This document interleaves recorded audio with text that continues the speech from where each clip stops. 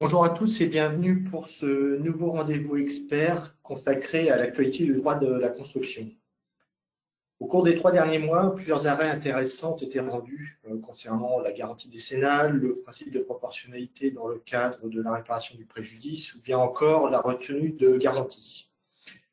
J'ai le plaisir d'accueillir aujourd'hui Maître Cyril Croix, avocat au barreau de Paris au sein du cabinet LMT Avocat, qui va vous présenter les décisions importantes parues au cours de ces derniers mois et qui fera un focus sur les vices cachés.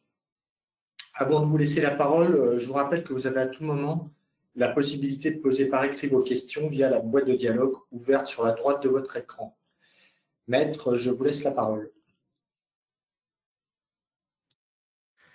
Bonjour à tous, bienvenue dans ce nouveau webinaire consacré à l'actualité du droit de la construction.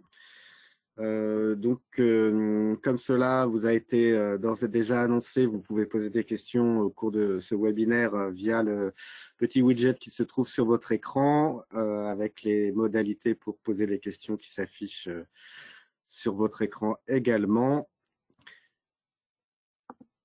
Voici donc le sommaire. Effectivement, pour une fois, nous aborderons non pas une actualité réglementaire, mais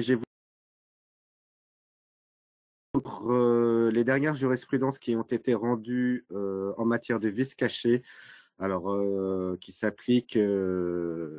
peuvent s'appliquer également au droit de la construction en matière de vente. 4 décisions qui ont été rendues par la Cour de cassation sur cette question récurrente qui m'a semblé important aujourd'hui d'évoquer avec vous. Pour débuter, donc l'actualité jurisprudentielle des 3 derniers mois, avec une actualité assez remplie également. J'ai sélectionné pour ce webinaire 10 décisions qui m'ont semblé importantes, enfin 9 décisions, puisqu'il y en a une qui intervient 2 fois pour 2 sujets différents. Voilà, donc rendu par la Cour de cassation, la 3e chambre, comme c'est l'habitude. J'ai également relevé deux décisions rendues par 2 cours d'appel, la Cour d'appel de Toulouse et la Cour d'appel de Rouen. Donc pour débuter ce webinaire, la première décision qu'il m'a semblé important d'évoquer avec vous aujourd'hui est une décision rendue par donc la 3e chambre civile de la Cour de cassation, le 25 mai 2023, qui porte les références 22 10 734. Pour revenir sur le principe des vices apparents, je rappelle sur cette présentation que le maître d'ouvrage ne peut pas rechercher la responsabilité décennale d'un constructeur au titre d'un désordre si le désordre était apparent à la réception et ou si ce désordre a fait l'objet d'une réserve lors de sa réception. Dans ces 2 hypothèses-là, la responsabilité décennale ne peut donc pas être recherchée. Seule la responsabilité contractuelle du constructeur peut l'être. Alors, c'est donc 2 décisions, c'est 2 décisions qui sont assez classiques, qui ont été notamment évoquées dans des décisions de 2013, 2000, mais vous en trouverez bien évidemment d'autres. Cependant, il est de jurisprudence constante aussi depuis quelques années que désormais, la garantie décennale des constructeurs peut être recherchée s'il est établi que les désordres objets de réserve ou apparents dont il est demandé réparation ne se sont révélés dans toute leur ampleur et leurs conséquences que postérieurement au prononcé de la réception ou de la livraison des travaux. Donc des décisions qui datent de 2022, 94, 2022, donc une jurisprudence classique et bien établie en la matière. Ce qui signifie que, par exemple, lorsque dans une construction industrielle, par exemple un sol béton, lorsque le maître d'ouvrage peut relever une fissure au titre des réserves au sol et que dans des années plus tard, cette fissure qui était réservée au procès-verbal de réception s'avère être finalement beaucoup plus importante que ce qu'elle ne laissait apparaître au début. Dans cette hypothèse-là, bien qu'il s'agisse d'un désordre réservé, mais dont la gravité et l'ampleur ne s'est révélée que par la suite, la jurisprudence considère que dans cette hypothèse, le désordre peut relever des garanties décennales, même si le désordre était visible, mais les conséquences non connues. La question qui est abordée par cette décision commentée est de savoir si le maître d'ouvrage qui émet des réserves sur un désordre apparent est en mesure de savoir comment celui-ci évoluera. En l'espèce, il s'agissait d'un maître d'ouvrage qui a fait poser des menuiseries sur l'ensemble de l'ouvrage, et c'est cette question qu'aborde la décision commentée. La Cour de cassation considère généralement que le caractère apparent du vice doit s'apprécier subjectivement en considération de la personne du maître d'ouvrage. C'est une décision rendue en 2022 qui vient confirmer ce point. Donc, il n'est pas attendu du maître de l'ouvrage des connaissances particulières en matière de construction. Ici, la Cour de cassation, dans la décision commentée, se montre très sévère vis-à-vis du maître de l'ouvrage. En effet, comme je vous ai indiqué, il s'agissait de menuiseries extérieures qui ont été réceptionnées avec quelques réserves ponctuelles sans grande importance. Mais toutefois, dans le cadre de l'expertise judiciaire qui avait été diligentée à la demande du maître de l'ouvrage, l'expert avait indiqué dans son rapport que si le procès-verbal de livraison fait état de réserves portant sur l'étanchéité des fenêtres, il était mis en évidence l'existence de désordres de nature évolutive ne permettant pas d'en connaître l'ampleur et la gravité au moment de leur constatation dès la réception de l'ouvrage.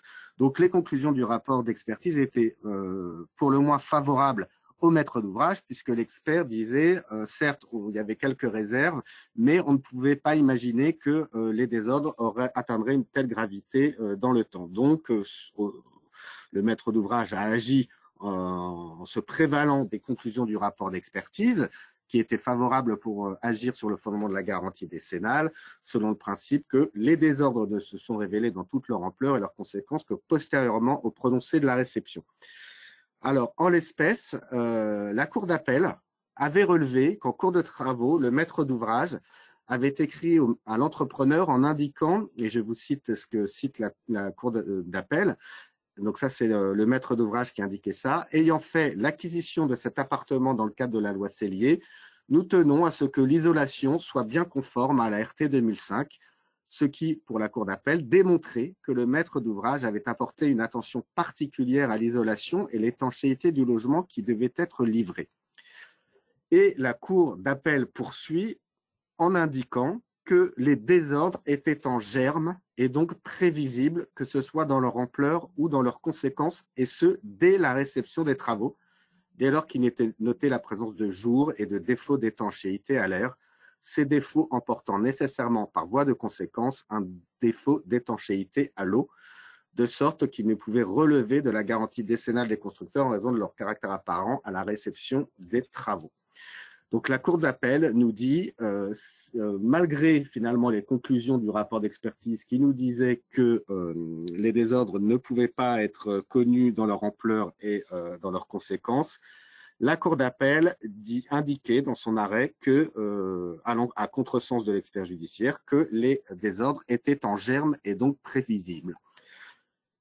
Cette question a bien évidemment été soumise à la Cour de cassation. La Cour de cassation a confirmé la décision de la Cour d'appel en jugeant la Cour d'appel qui a constaté que les acquéreurs avaient émis des réserves à la réception sur l'étanchéité à l'air des menuiseries, a souverainement retenu que si les désordres réservés étaient de nature évolutive dès lors qu'ils étaient appelés à s'aggraver avec l'usage normal des fenêtres, ils étaient en germe et prévisibles dans leur ampleur et leurs conséquences dès la réception.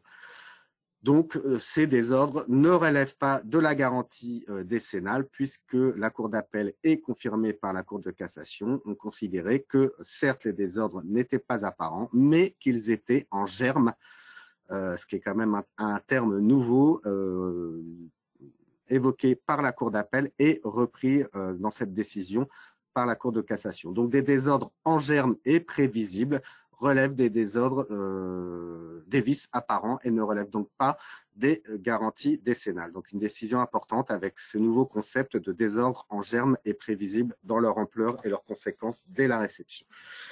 Donc, c'est une interprétation extensive du caractère apparent des désordres. Alors, je vous ai mis « mais » parce que nous avons une autre décision qui évoque cette question des vices apparents et de la compétence du maître d'ouvrage. C'est une décision qui a été rendue par la 3e chambre civile de la Cour de cassation le 14 septembre 2023 sous le numéro 22 13 858.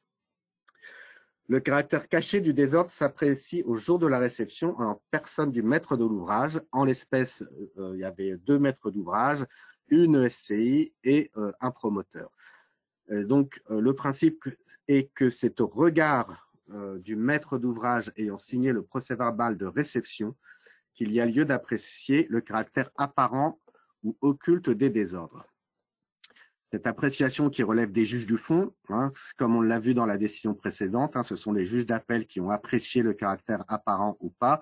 La Cour de cassation, elle, a validé le raisonnement de la Cour d'appel dans la décision précédente, mais cette appréciation relève des juges du fond et non pas de la Cour de cassation. Cette appréciation, donc, qui relève des juges du fond, s'analyse non pas en fonction de la qualité de professionnel du maître d'ouvrage, mais sur celle de sa spécialité. Parce qu'effectivement, aujourd'hui, dans cette décision-là, nous avons, comme je vous l'ai dit, une SCI et un promoteur qui peuvent être considérés comme des professionnels. La jurisprudence nous dit qu'en revanche, il faut se fonder sur la spécialité du maître de l'ouvrage. En l'espèce, la Cour de cassation a jugé que malgré la nature immobilière de la première société et l'activité de promoteur de la seconde, les maîtres de l'ouvrage, qui n'étaient pas des professionnels de la construction, n'avaient pu déceler lors de la réception le désordre tenant à la longueur anormale de la tuyauterie, quand bien même sa manifestation concrète, à savoir un temps anormalement long pour obtenir de l'eau chaude, aurait pu être décelée au jour de la réception. Donc cette décision va, à mon sens, un petit peu à contre-courant de la décision évoquée précédemment.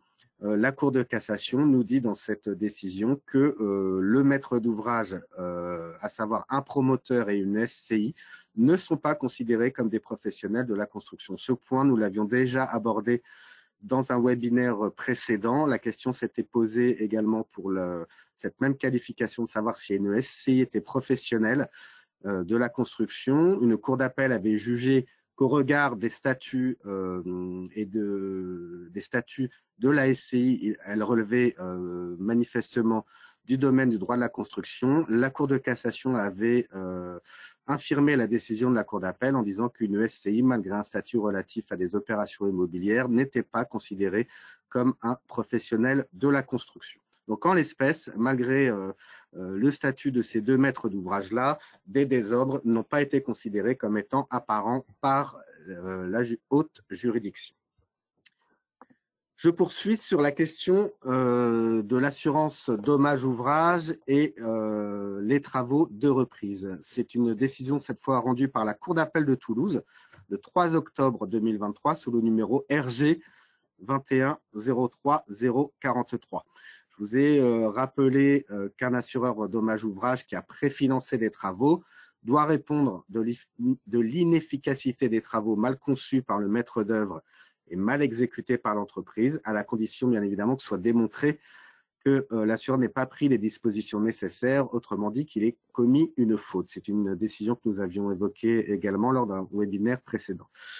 Donc le principe est rappelé ici dans l'hypothèse où, bien qu'elle ait préfinancé des travaux préconisés par son expert, l'assurance dommage-ouvrage n'a pas rempli son obligation dès lors que les déclarations de sinistres successives montraient une pathologie générale de l'ouvrage et que l'assurance dommage-ouvrage s'est contentée de financer les travaux de reprise d'une seule partie de l'ouvrage qu'elle avait déjà fait réparer.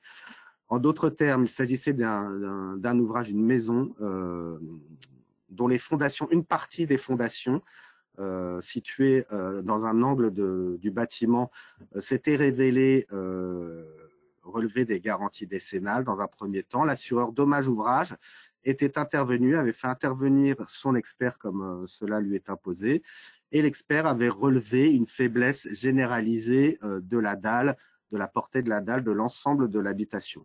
Dans la mesure où la déclaration de sinistre portait sur des déclarations situées à un angle de l'habitation, l'assureur dommage-ouvrage, bien que connaissant l'ampleur des malfaçons sur la totalité de la dalle, n'avait finalement préfinancé que des travaux de reprise sur la fondation objet de la déclaration de sinistre. Bien évidemment, 2-3 ans après les travaux de réparation qui avaient été préfinancés par l'assureur dommage-ouvrage, des désordres nouveaux sont apparus aussi bien au droit de l'angle déjà réparé, mais sur la totalité de l'habitation.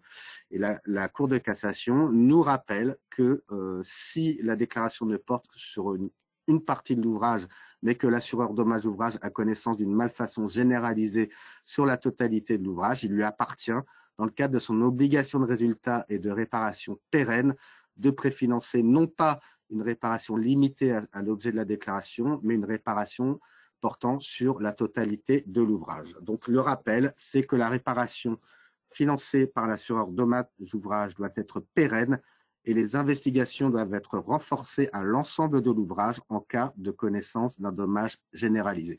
On est là sur une obligation de résultat de la part de l'assureur dommage ouvrage lorsqu'il préfinance des travaux de réparation. Une décision importante, comme cela vous a été évoqué en introduction de ce webinaire, une décision rendue par la Cour de cassation le 6 juillet 2023, portant les références 22 10 884 qui concerne le principe de proportionnalité.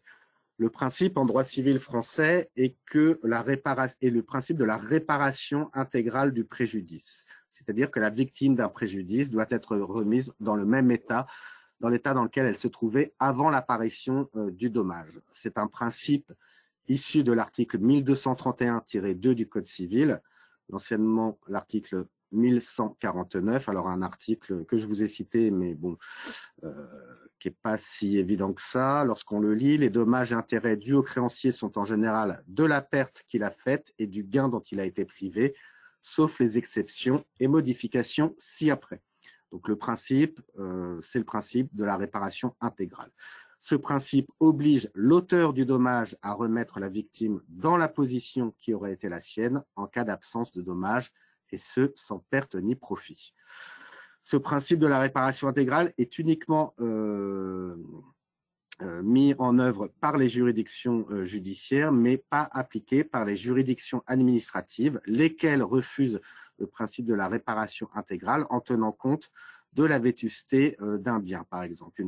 Un désordre qui affecte un bâtiment ancien, la réparation n'est pas forcément la réparation intégrale du préjudice, mais applique un coefficient de vétusté de 10, 20, 30, 40%, et parfois plus lorsque le bâtiment est ancien.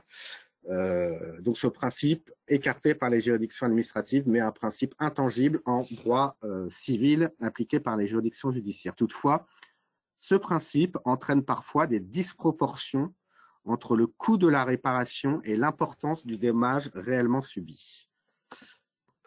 C'est de cette contradiction-là qu'est né le principe de contrôle de proportionnalité qui est issu d'un arrêt rendu par la Chambre commerciale le 13 juin 2019.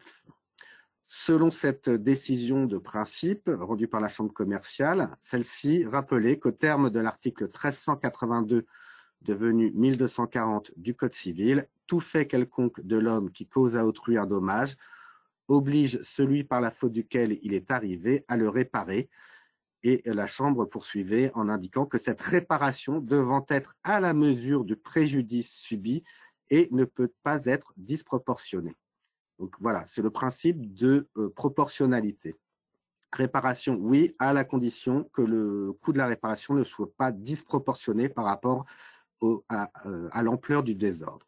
En matière de démolition-reconstruction, ce qui est le cas assez classique lorsqu'un maître d'ouvrage se plaint d'une non-conformité ou d'un désordre et sollicite la démolition et la reconstruction du bâtiment ou d'une partie du bâtiment, il a notamment été jugé que la demande tendant à la démolition et à la reconstruction de l'ouvrage est écartée lorsqu'il est constaté qu'il s'agit d'une mesure manifestement disproportionnée au regard de la nature et de l'ampleur des désordres constatés. Une décision rendue par la 3e chambre civile de la Cour de cassation le 19 septembre 2019. La Cour de cassation a également jugé qu'il incombe au juge de rechercher s'il existe ou non des solutions alternatives à la démolition de l'ouvrage, et ce n'est que si les désordres ou les non-conformités sont suffisamment graves et non réparables de façon pérenne qu'il convient alors de retenir cette solution réparatoire. Voilà, c'est des décisions importantes. Il faut que la réparation soit raisonnable par rapport à l'ampleur du dommage ou du désordre. Principe du contrôle de proportionnalité. En l'espèce, la décision commentée portait sur une non-conformité de hauteur de plafond. Je crois que dans les documents contractuels, il était indiqué une hauteur de plafond de 2,32 m et l'expert avait mesuré une hauteur de plafond de 2,28 m. Il y avait donc 4 cm en moins par rapport aux pièces contractuelles qui avaient été conclues entre le maître d'ouvrage et le constructeur. L'expert judiciaire avait dit, au regard de cette non-conformité, il y a lieu de démolir la dalle supérieure, puisque c'était la hauteur donc, du plafond, pour la reconstruire à la bonne hauteur, telle que cela a été convenu dans les pièces contractuelles. L'expert judiciaire, dans le cadre des opérations d'expertise, avait fait chiffrer les travaux de réparation à la somme de 160 000 € de mémoire. Donc, dans le cadre d'une procédure, au fond, le maître d'ouvrage avait sollicité l'exécution, la démolition et l'exécution conformément aux pièces contractuelles de la dalle supérieure. La Cour d'appel avait fait droit à cette demande, enfin le premier juge avait fait droit à cette demande et la décision des premiers juges avait été infirmée par la Cour d'appel qui avait estimé que les 4 cm de manque ne justifiaient pas la démolition et la reconstruction de la dalle supérieure et avait alloué finalement au maître d'ouvrage un préjudice qui équivalait au coût de la démolition et de la reconstruction. C'est-à-dire que le coût de la démolition et reconstruction a été chiffré à 160 000 € et la Cour d'appel, tout en jugeant que c'était absolument disproportionné de refaire ces travaux, avait fait droit à la demande de dommages et intérêts à hauteur de 160 000 € correspondant au coût des travaux. La troisième chambre de la Cour de cassation a sanctionné la Cour d'appel au motif que le principe de proportionnalité doit s'appliquer également au regard du préjudice réellement subi. C'est une confirmation et c'est pour la première fois le principe du contrôle de proportionnalité est appliqué à la somme qui est allouée au titre des dommages et intérêts. La Cour de cassation dit la différence de hauteur est réelle, certes, mais la somme allouée est totalement disproportionnée au regard du préjudice réellement subi et il y a lieu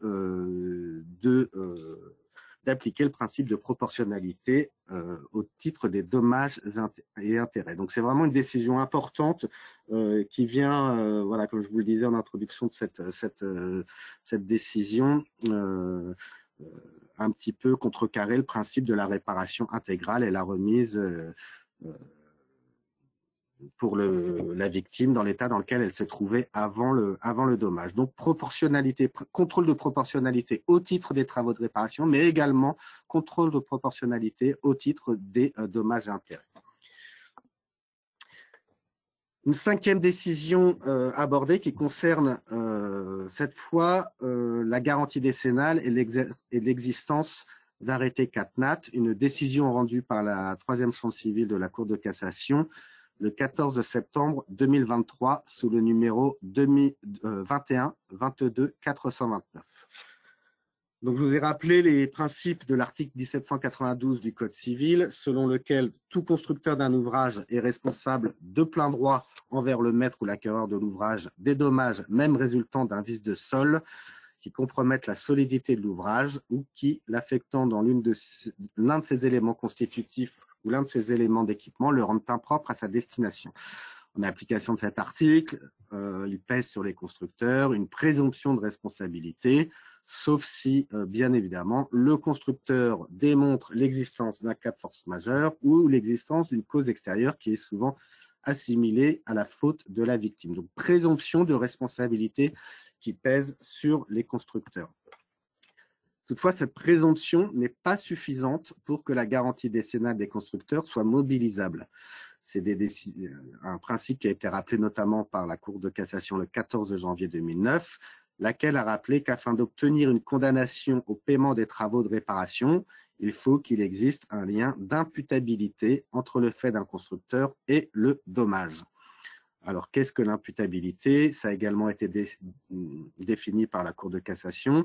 Les constructeurs sont susceptibles de devoir retenir une imputabilité à leur encontre lorsqu'ils ont contribué à la réalisation de l'ouvrage ou partie d'ouvrage dans lequel les dits désordres trouvent leur siège.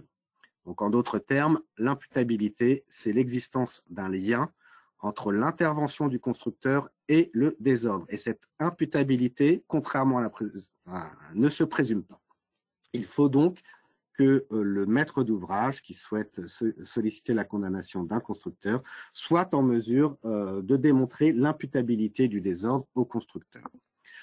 En l'espèce, le maître d'ouvrage avait été indemnisé par son assureur CatNat, donc catastrophe naturelle, du coût des travaux de réparation de désordre provenant de mouvements consécutifs à plusieurs épisodes de sécheresse ayant fait l'objet d'arrêtés de catastrophes naturelles. Donc, c'est son assureur multirisque application qui avait financé des travaux de réparation du bâtiment à la suite d'un arrêté de catastrophe naturelle. De nouveaux désordres après les travaux de réparation sont intervenus et l'assureur catastrophe naturelle a refusé sa garantie. La Cour d'appel a jugé que si les désordres trouvaient leur cause originelle dans les épisodes de sécheresse, leur aggravation constatée par le maître d'ouvrage était également imputable à la conception et à la réalisation des travaux de reprise par le bâtiment chargé des travaux, par la société des travaux, sans prise en compte suffisante, et ce, d'autant qu'elle connaissait la faiblesse du bâtiment. On se retrouve un petit peu dans la situation évoquée tout à l'heure dans le cadre de l'assureur dommage-ouvrage. Nous avons ici une entreprise qui a refait des travaux à la suite, cette fois, non pas d'un vice de construction, mais d'un arrêté de CatNat. Et donc, il lui est reproché de ne pas avoir pris la mesure de l'ampleur des désordres. Et celle-ci, par la suite, s'est défendue, est allée devant la Cour de cassation, au motif que, selon l'assureur décennal et l'entreprise, les fissures qui sont réapparues n'était pas imputable à l'intervention de l'entreprise, mais uniquement à la sécheresse, cause originelle des désordres. Et la Cour de cassation confirme l'arrêt de la Cour d'appel au motif que la Cour d'appel n'a pas commis d'erreur en jugeant que les nouveaux désordres sont exclusivement imputables à l'entreprise chargée des travaux de réparation. Et le terme exclusivement imputable est important parce qu'il n'y a pas deux causes qui sont retenues par la Cour de cassation, à savoir une première cause originelle qui serait la catastrophe naturelle, et la seconde cause, l'intervention de l'entreprise au titre des travaux de reprise. La Cour de cassation nous dit la seule cause à l'origine des désordres à la suite des travaux de réparation concerne bien l'intervention de l'entreprise et donc relève de sa garantie décennale. Donc on est là dans le texte même de l'article 1792 du Code civil, même si le vice résulte d'un défaut affectant le sol, la garantie décennale des constructeurs est susceptible d'être retenue. On est dans cette hypothèse-là en plein dans le principe même de ce texte rappelé par le Code civil. Donc la Cour de cassation écarte deux causes distincte et retient la responsabilité, l'imputabilité exclusive du maître de l'entreprise au titre de ces désordres. Un point important, une décision intéressante rendue cette fois par la Cour d'appel de Rouen le 6 septembre 2023 sous le numéro RG 2201-252 qui porte également sur l'imputabilité. Je vous ai indiqué, je vous ai rappelé, comme je viens de l'expliquer, l'imputabilité, c'est l'existence d'un lien entre l'intervention du constructeur et le désordre, et cette imputabilité n'est pas présumée. Alors, la question qui se posait à la Cour d'appel était que se passe-t-il lorsque la cause réelle du désordre est inconnue?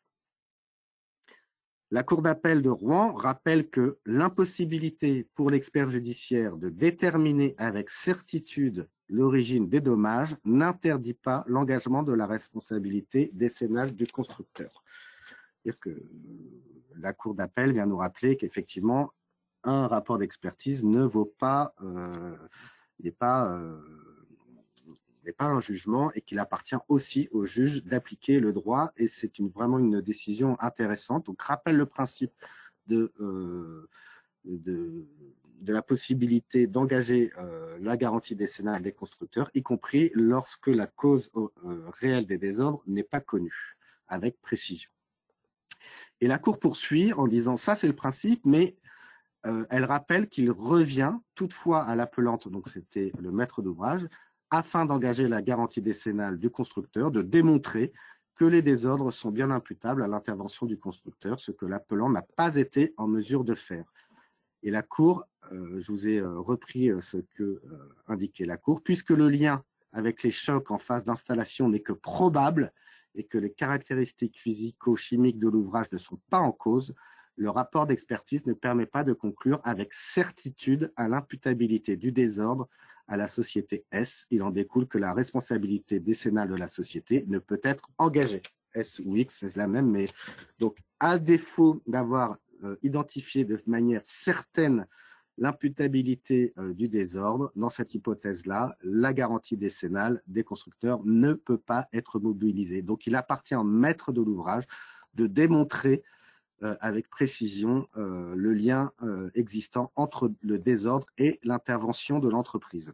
Donc parfois, un rapport d'expertise ne le permet pas et la Cour d'appel rappelle que c'est au demandeur, dans le cas de ses écritures devant la juridiction, de le démontrer avec d'autres arguments éventuellement que celui du rapport d'expertise, mais qu'en l'espèce, les documents produits, les écritures produites par le demandeur n'étaient pas suffisantes pour démontrer cette imputabilité et a donc écarté la garantie décennale des constructeurs. Donc une décision importante, à voir si celle-ci sera confirmée ou pas par la Cour de cassation.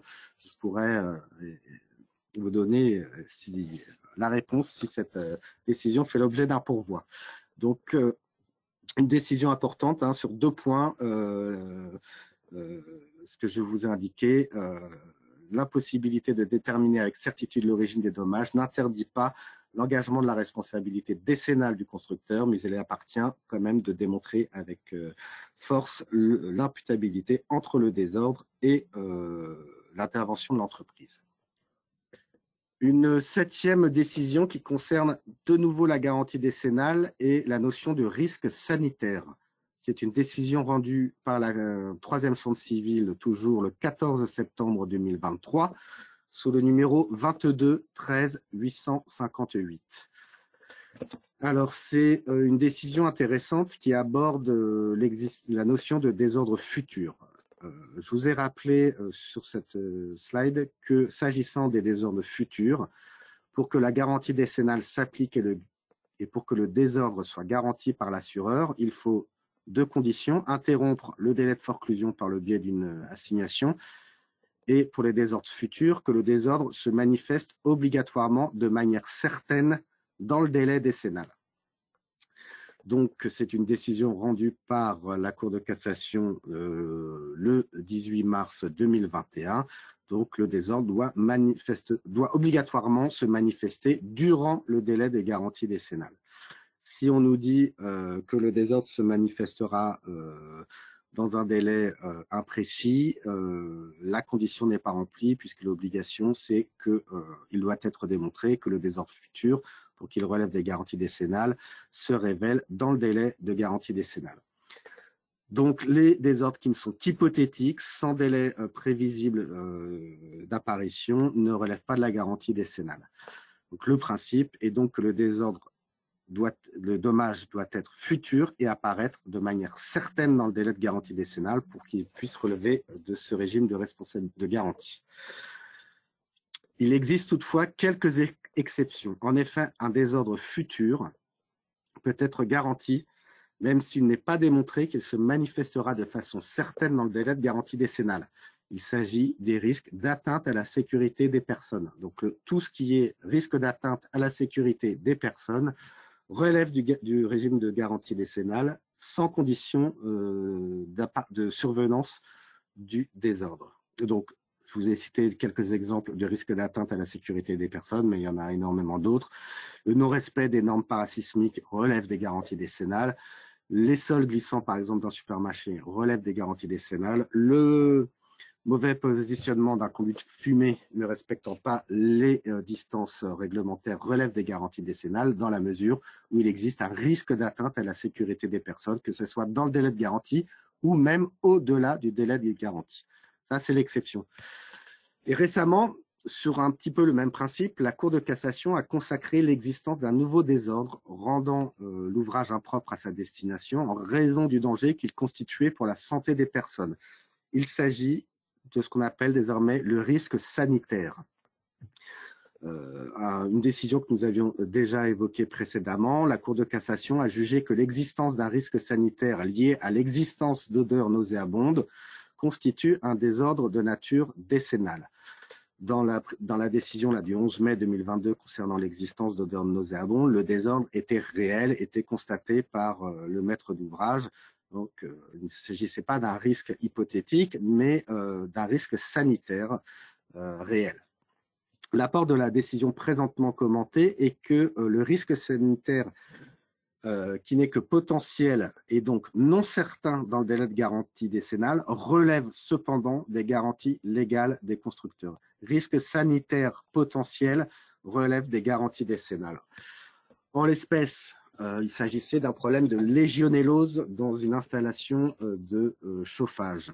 Je vous ai mis le texte de la Cour d'appel qui avait jugé que la longueur des tuyauteries d'eau chaude sanitaire entre les gaines palières et le point de puisage était supérieure à 10 mètres et que cette non-conformité aux règles sanitaires en vigueur, en augmentant la quantité d'eau contenue dans ces tuyauteries, favorisait le risque de développement de légionelle. La Cour de cassation qui a été amenée à se prononcer a approuvé le raisonnement de la Cour d'appel et juge que celle-ci en a souverainement déduit que le risque sanitaire auquel se sont trouvés exposés les habitants de l'immeuble pendant le délai d'épreuve rendait à lui seul l'ouvrage impropre à sa destination, quand bien même la présence de légionelle n'avait pas été démontrée au cours de cette période, de sorte que le désordre relevait de la garantie décennale des constructeurs.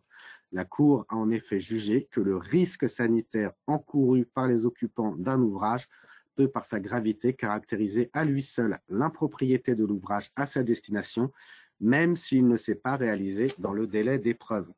Donc la conclusion est que le risque sanitaire suffit à lui seul à remplir le critère de gravité décennale, et ce, sans considération du délai de survenance. Donc c'est vraiment une décision très importante.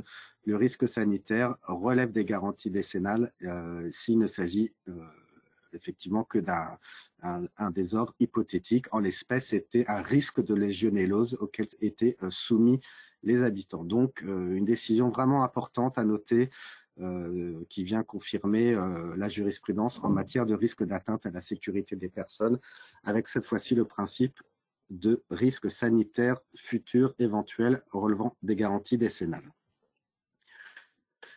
Un point, une décision importante rendue dans le cadre des installations photovoltaïques par la Cour de cassation en date du 8 juin 2023.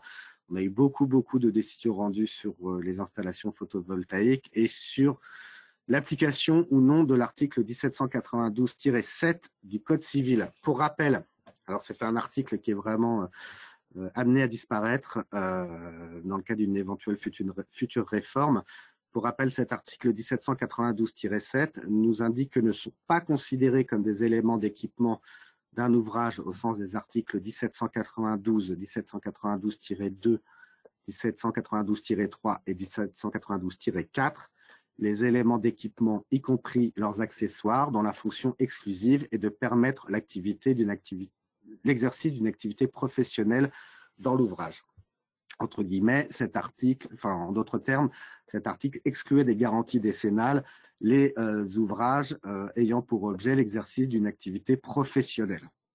Alors le principe d'une activité professionnelle a fait de l'objet de beaucoup de discussions et c'est surtout dans le cadre des installations photovoltaïques que la Cour de cassation a été amenée à se prononcer sur l'application ou non de cet article 1792-7.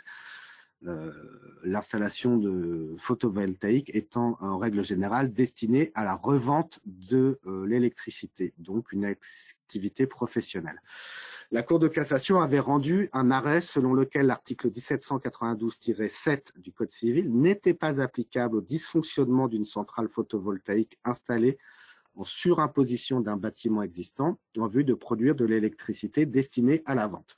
Donc 1792-7 n'était pas applicable, donc les désordres affectant l'installation photovoltaïque installée en surimposition relevaient bien des garanties décennales. Il n'y avait aucune distinction qui était faite entre l'ouvrage et l'installation photovoltaïque elle-même.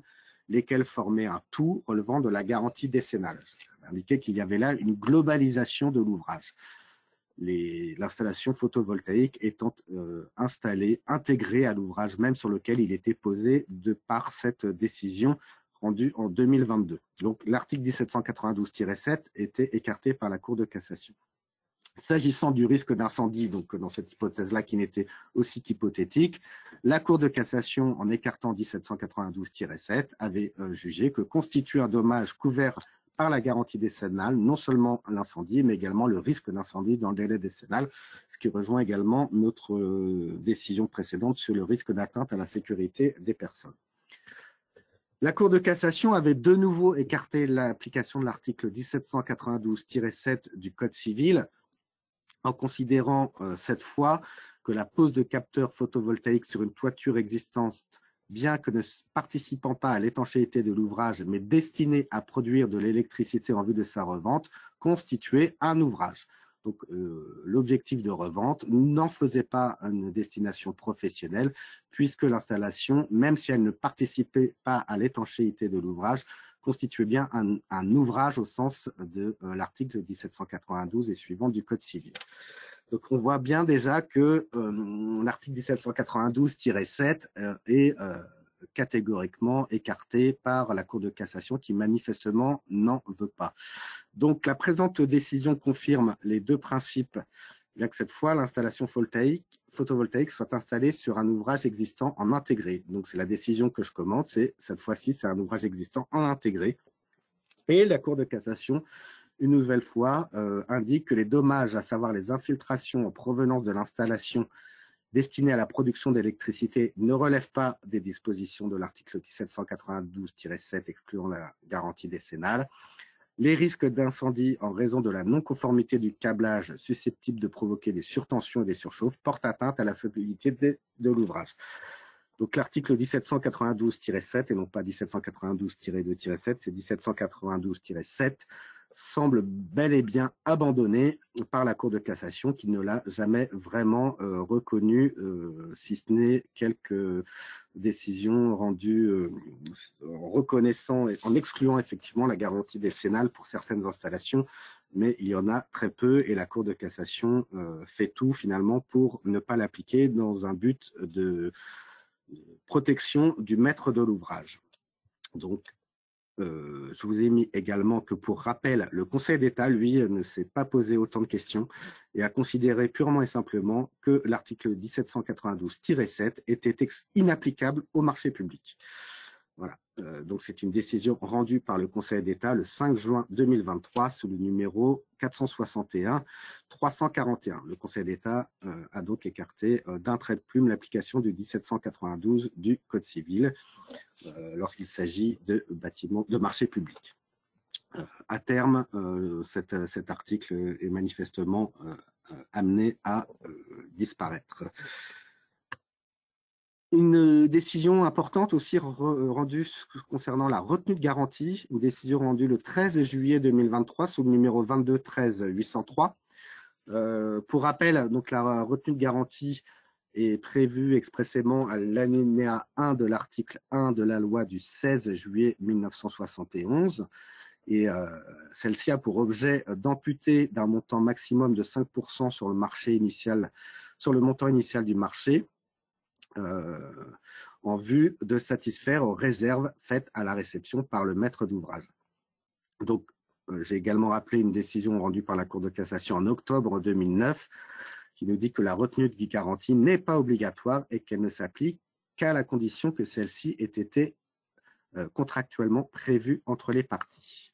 Donc, la retenue de garantie a pour objet de protéger le maître de l'ouvrage contre les risques d'inexécution ou de mauvaise exécution de la construction prévue au contrat, ayant donné lieu à des réserves à la réception, à l'exclusion des frais annexes, tels que les frais d'expertise, les pénalités de retard ou encore l'intervention d'un bureau de contrôle, une décision de 2004. L'objectif de la retenue de garantie est donc la protection du maître d'ouvrage. La contrepartie de cette protection accordée au maître de l'ouvrage de manière contractuelle, je le rappelle, ce n'est pas obligatoire, la contrepartie de la retenue de garantie et l'obligation pour le maître de l'ouvrage de consigner entre les mains d'un consignataire accepté par les deux parties ou à défaut désigné par le président du tribunal judiciaire ou du tribunal de commerce, une somme égale à la retenue effectuée. C'est l'alinéa 2 de l'article 1er de la loi de 71. Donc la contrepartie, c'est la consignation de la somme par le maître d'ouvrage. Donc la question soumise, la retenue de garantie, peut-elle être conservée par le maître de l'ouvrage si l'ensemble des travaux n'a pas été levé?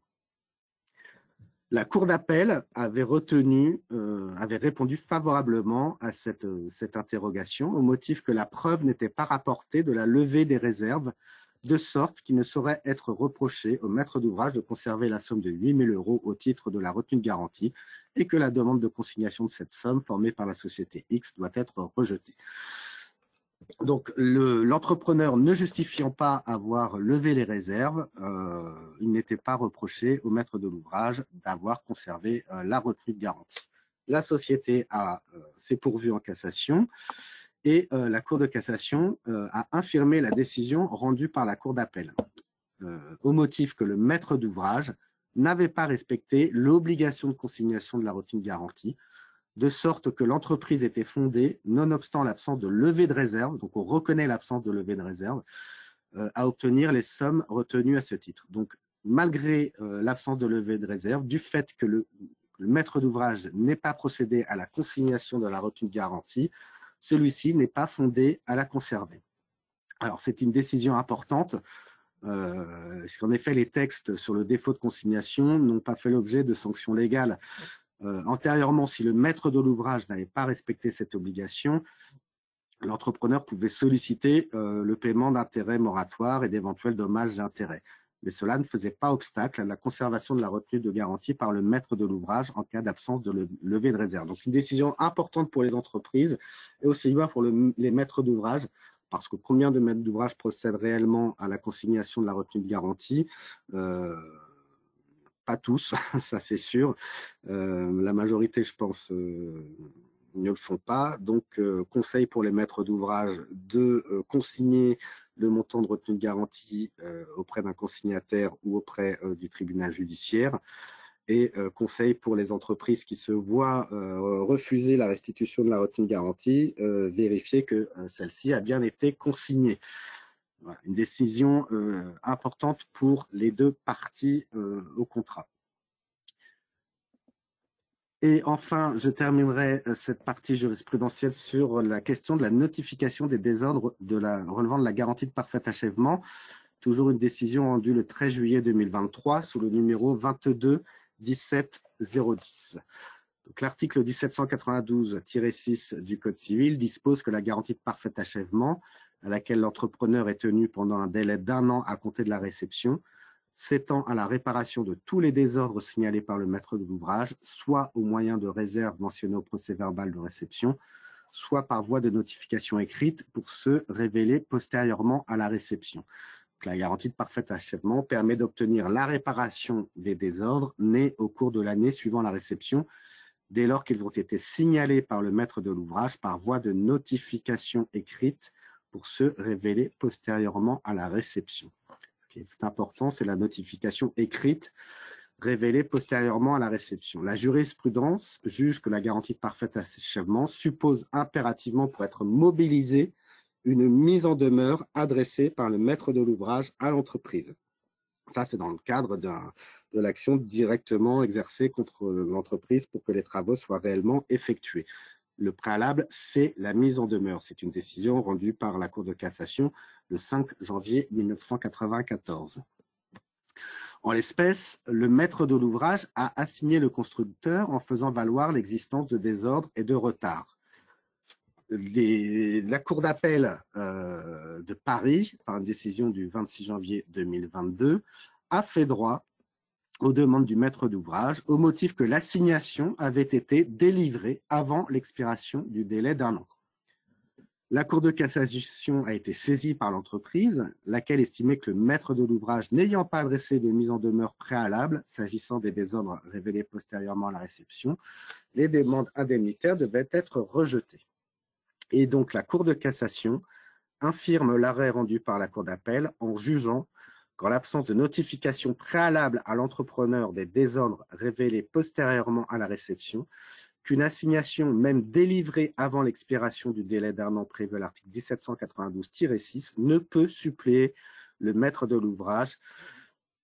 Le maître de l'ouvrage ne peut être indemnisé sur le fondement de la garantie de parfait achèvement. C'est-à-dire que il faut assigner le maître d'ouvrage dans le délai de garantie de parfait achèvement, mais ce n'est pas la seule condition, mais la condition nécessaire, c'est que préalablement à cette assignation, une notification préalable soit adressée à l'entrepreneur, ce qui relève un petit peu du bon sens, puisque l'entrepreneur ne peut procéder à la reprise des désordres de garantie de parfait achèvement qu'à la condition que les désordres lui aient été notifiés.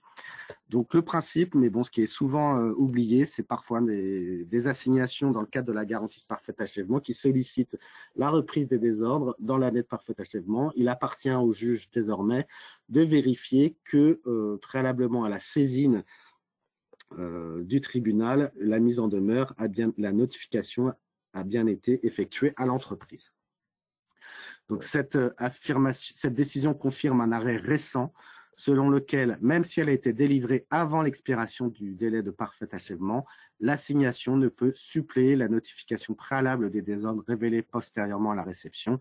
La demande de garantie du maître de l'ouvrage sur le fondement de la garantie de parfait achèvement doit donc être rejetée. Donc, il est très important de notifier préalablement à l'entreprise les désordres relevant de la garantie décennale avant d'agir. Voilà, c'était la partie jurisprudentielle récente relevant de ces trois derniers mois. J'ai souhaité aborder cette fois non pas un aspect réglementaire, mais 4 décisions qui m'ont paru importantes, qui ont été rendues par la Chambre mixte de la Cour de cassation le même jour, le 21 juillet 2023, sous le numéro 20-10-763, 21-19-936, 21-17-789, 21-15-809, qui concerne la garantie des vices cachés. Alors, la Chambre mixte a rendu ces 4 décisions parce qu'il lui apparaissait important d'unifier le principe de la question des vices cachés qui alimente les tribunaux et les décisions depuis toujours, et je pense que ce n'est pas fini. Et la Chambre mixte donc s'est réunie et sur 4 dossiers qui lui ont été soumis a rendu une décision répondant à 2 questions importantes. Pour rappel, donc, je vous ai indiqué l'article 1641 du Code civil. Le vendeur est tenu de la garantie des vices cachés à raison des défauts cachés de la chose vendue qui la rendent impropre à l'usage auquel on le destine, ou qui diminue tellement cet usage que l'acheteur ne l'aurait pas acquise ou n'en aurait donné qu'un moindre prix s'il les avait connus, et les dispositions de l'article 1648, puisque celui-ci précise que l'action résultant des vices rédhibitoires doit être intentée par l'acquéreur dans un délai de 2 ans à compter de la découverte du vice. Alors, les questions dont s'est saisie la Chambre mixte de la Cour de cassation portaient sur… il y avait 2 questions. La première portait de savoir si le délai de l'action était un délai de prescription ou un délai de forclusion. Alors, juste pour être factuel, sur les 4 décisions, il y en a une qui portait sur la fabrication de poches plastiques destinées à conserver du jus de tomate qui était affecté de vices cachés puisque le jus de tomate périssait malgré les poches plastiques, et les 3 autres décisions concernaient des ventes automobiles. Donc, mais ces principes-là peuvent s'appliquer en cas de vente, bien évidemment, de matériaux de construction. C'est pour ça qu'il m'a semblé important d'aborder cette question. Donc, la première question dont s'est saisie la Chambre mixte était de savoir si le délai était un délai de prescription ou de forclusion. On a vu dans des webinaires précédents que ça avait une importance, notamment en matière de garantie décennale, les juges ayant jugé récemment que la garantie décennale était d'un délai de forclusion. Donc, le principe, c'est qu'une personne, un acheteur, a donc 2 ans, enfin, pour engager une action en garantie des vices cachés. C'est l'article 748 que j'ai évoqué précédemment. Mais la question qui était soumise dans les 4 cas à la Cour de cassation était de savoir quelles étaient les conséquences sur ce délai d'une mesure d'expertise. La mesure d'expertise suspendait-elle le délai de 2 ans pour agir au fond? Pour répondre à cette question, donc, la Cour a dû déterminer la nature juridique de ce délai. S'agissait-il d'un délai de prescription? Le délai de prescription, je voulais rappeler, c'est un mode d'extinction d'un droit qui résulte de l'inaction de son titulaire.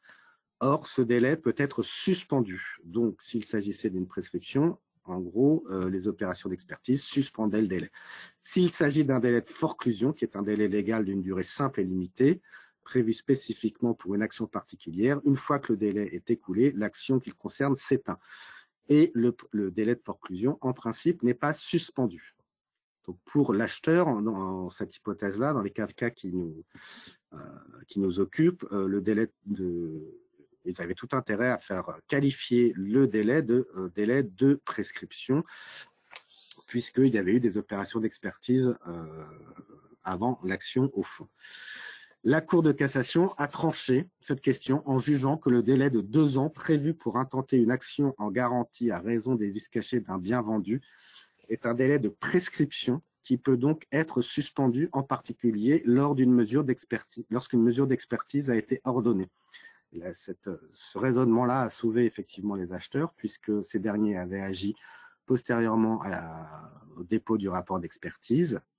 Et la Cour de cassation a jugé que s'ils ont eu connaissance de la malfaçon avant la mise en place de l'expertise, celle-ci a suspendu le délai de 2 ans qui a commencé à courir postérieurement au dépôt du rapport, et donc l'expertise suspendait ce délai. Il s'agit donc d'une prescription et non d'une forclusion.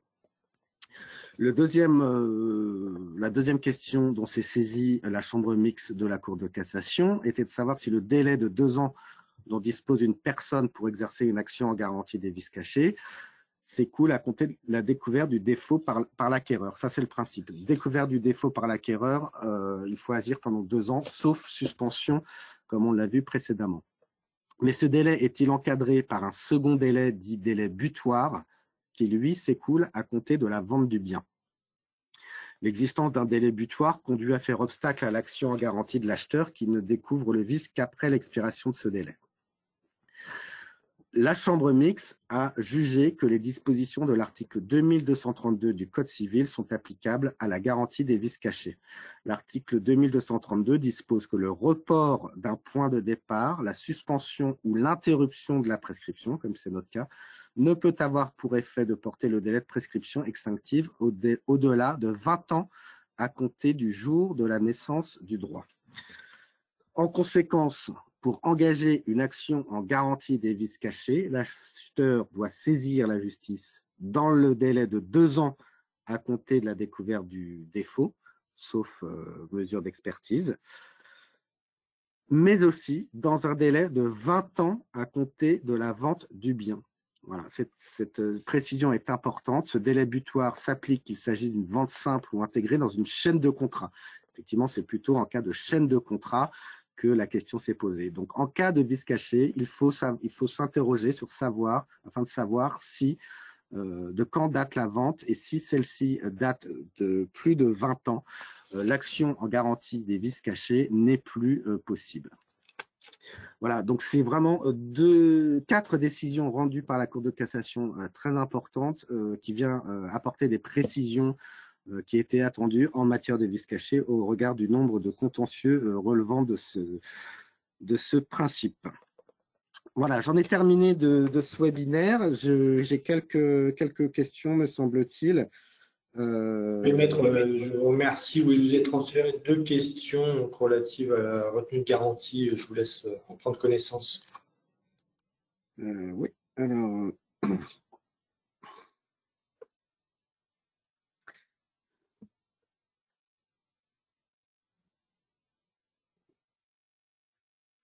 Oui, alors la question de la retenue de garantie, oui, la décision évoquée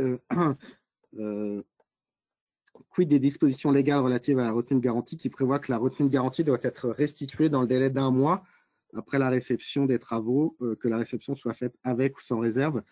La jurisprudence que j'ai évoquée ne remet pas du tout en cause ce principe-là, même est beaucoup plus favorable à la restitution de la retenue de garantie. Dès lors que celle-ci n'est pas consignée, elle doit être restituée dans ce délai d'1 mois, y compris si les réserves ne sont pas levées, à défaut de